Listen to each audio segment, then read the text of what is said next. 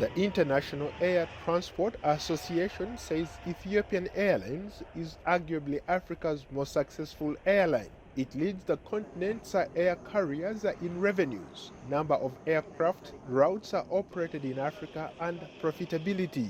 Ethiopian Airlines has the goal to become Africa's largest airline by 2025.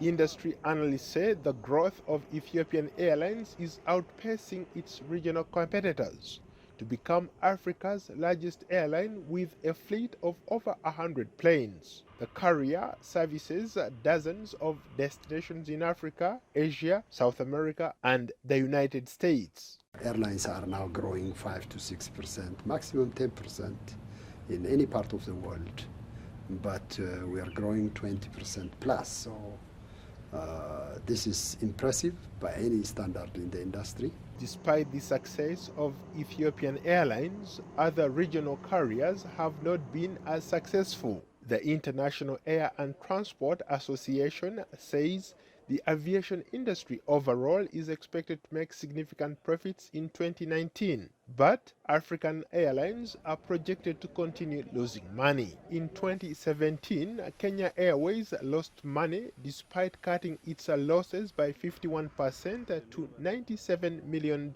compared to $150 million posted the previous year. Last October, Kenya Airways announced its first ever direct non-stop flight from Nairobi to New York. The carrier operates the route using the Boeing 7878 Dreamliner aircraft. The transatlantic flight is part of an effort to revive the airline's fortunes after it nearly collapsed, leading to a $2 billion restructuring in November that included a government bailout which reduced the stake of Air France and KLM in the African carrier. This is going to increase 2019 revenues by roughly 10% of what we have today. South African Airways, another intercontinental national carrier, has also not been profitable. The airline has lost billions of dollars in the last 7 years, recording a loss of $153 million in 2017.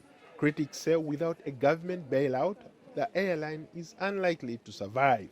However, South African President Cyril Ramaphosa is pledging to fully revive the troubled national carrier.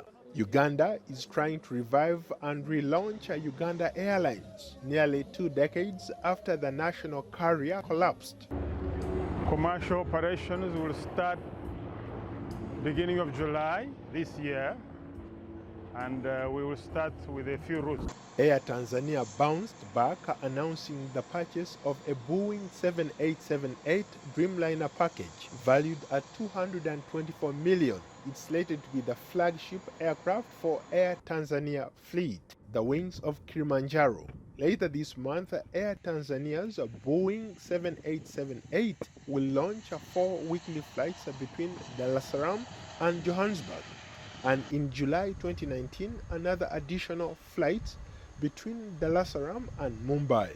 Rwanda Air, the state-owned flagship carrier of Rwanda, operates domestic and international flights across Africa, Europe, the Middle East, and Asia from its headquarters at Kigali International Airport. But some critics say Rwanda Air may be too optimistic for its financial expectations and is operating on losses.